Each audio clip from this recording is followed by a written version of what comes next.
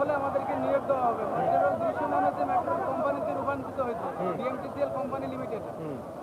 Company লিমিটেডে রূপান্তরিত হওয়ার পরে অফিসার থেকে শুরু করে কম্পিউটার অপারেটর পর্যন্ত কোম্পানির আওতাধীন গভর্নমেন্ট পারমেন্ট করে নিয়েছে। আমাদেরকে বৈষম্যর ভিতরে রেখে আউটসোর্সিং রেখে দিয়েছে। তাই আমরা এই আউটসোর্সিং কোটা বাতিল করে কোম্পানিতে স্থায়ীকরণের আবেদন করছি। আপনাদের অফিসে এর আগে আপনারা এই বিষয়ে আন্দোলন করেননি কিংবা? বারবার আমরা কর্তৃপক্ষের কাছে যাওয়ার পরও তাদের মৌখিক আশ্বাস পেয়েছি, কিন্তু কার্যকর হয় নাই। তাই আজকে আমরা রাস্তায় আসছি আন্দোলনে। আমরা কিছুই পাইনি ভাই, আমরা সবাই বিভিন্নভাবে বঞ্চিত।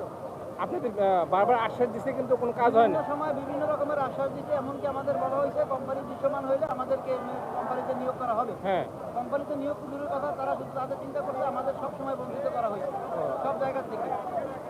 এই কারণে আমরা আজকে রাস্তায় নামতে বাধ্য হয়েছি। ধন্যবাদ ভাই।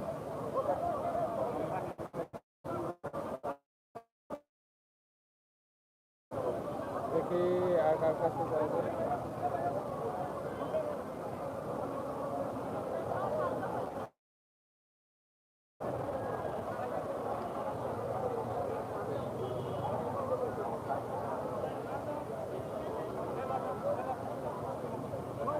ভাই, আপনাদের মাঝখানে কে একজন বক্তব্য দেবেন? কে বলবে ভাই? একটু আপনাদের আমাদের লোকে ভাই, আপনাদের দাবি কি?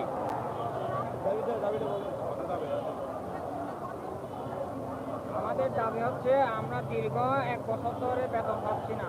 আর হচ্ছে আমাদের কোম্পানির মাধ্যমে আমরা বর্তমান থাকতেও পাচ্ছি না। হ্যাঁ, কোম্পানির মাধ্যমে যদি থাকি আমাদের হয়রানি হইতে হইতে আমাদের জীবন শেষ হয়ে যাচ্ছে। আর এইভাবে থাকলে তো হবে না। আমরা চাই আমাদের চাকরিটা রাজস্বভুক্ত দায়িত্বে সরকারিভুক্ত হয়ে যায়। আমরা নিজস্বভাবে বেতন বা সবগুলো যাতে আমরা পাই, সব সুবিধা পাই। আপনারা এর আগে অফিসে এই বিষয়ে আন্দোলন করেন না?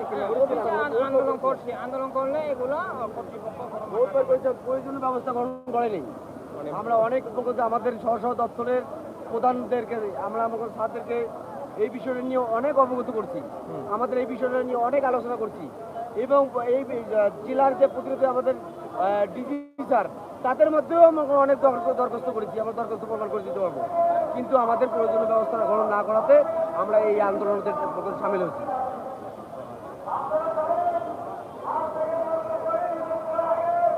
এটা আপনারা শুনলেন, এখানে সবাই তাদের দাবি একটাই, তাদের আউটসোর্সিং পদ্ধতি বাতিল করে রাজস্বের অন্তর্ভুক্ত করতে হবে। দেখি আর